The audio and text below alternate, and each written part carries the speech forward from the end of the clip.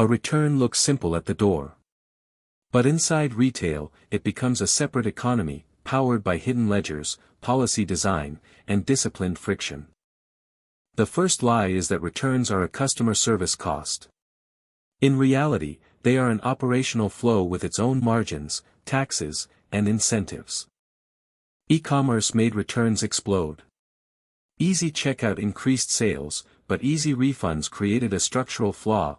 Volume rises, while recovery becomes a specialized profit game.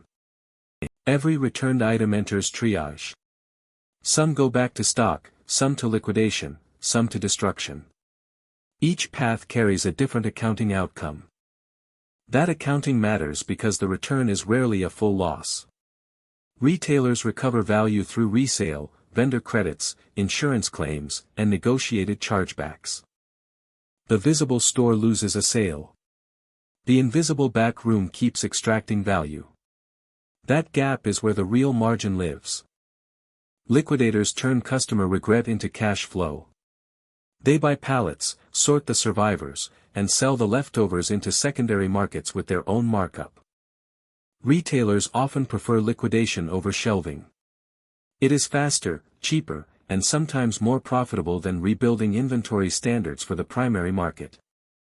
At scale, returns become a bargaining weapon. Large chains pressure suppliers to absorb losses, shifting the burden through vendor agreements and hidden fees. This is institutional design in action. The retailer controls the gate, the paperwork, and the timing, giving it leverage long after the sale. Most shoppers see a refund. They do not see restocking fees, return windows, or policy traps engineered to reduce abuse and preserve margin. Short return windows are not random. They are a filter, designed to reduce fraud, limit wear, and push indecisive buyers past the cutoff date. But every filter creates another game. Serial returners, wardrobing, box switching, and receipt abuse force retailers into constant escalation. The result is not just theft prevention. It is a shadow bureaucracy built to classify risk, score behavior, and decide who gets trust. Reverse logistics is the hidden industry behind retail returns. It is expensive, but it also concentrates expertise that can turn disorder into cash. That expertise is monetized through sorting speed. The faster a retailer classifies a return, the more value it recovers before depreciation eats the margin. Seasonal goods punish delay. A winter coat in March is inventory trouble, in June, it is a markdown problem, in August, it is a liquidation story. Retail lives on timing spreads. The company buys time with storage, insurance, and labor, then captures value through a carefully managed sequence of exits. Some returns are not retail mistakes at all. They are claim opportunities, where damaged goods, transit losses, and accounting rules unlock compensation. The hidden ledger is not always cash.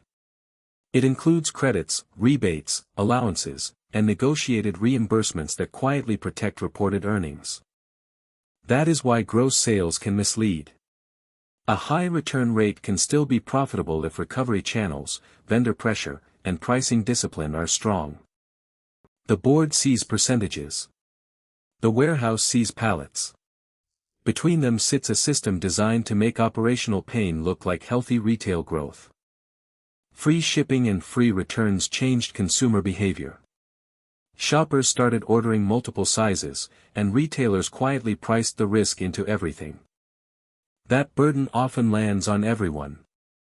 Honest customers pay higher prices because retailers spread return costs across the entire customer base. Retailers also use returns to learn.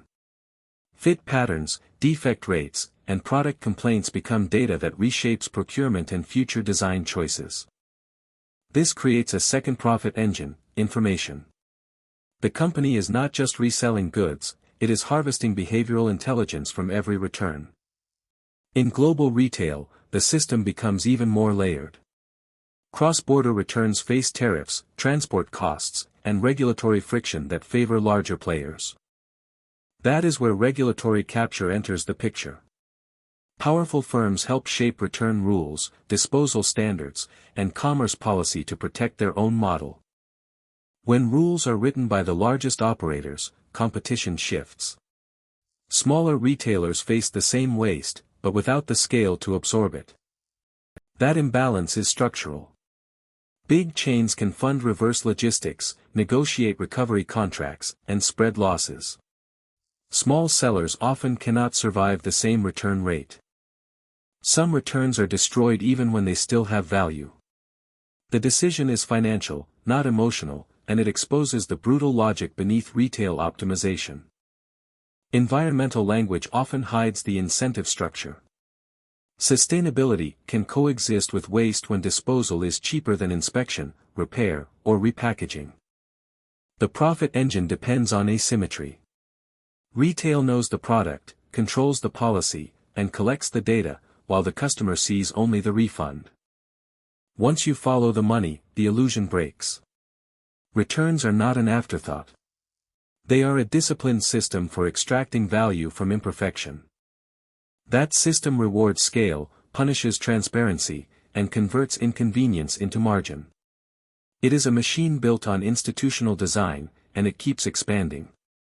The returns file is not an accident. It is a profit engine built on friction, asymmetry, and silence. Subscribe for more.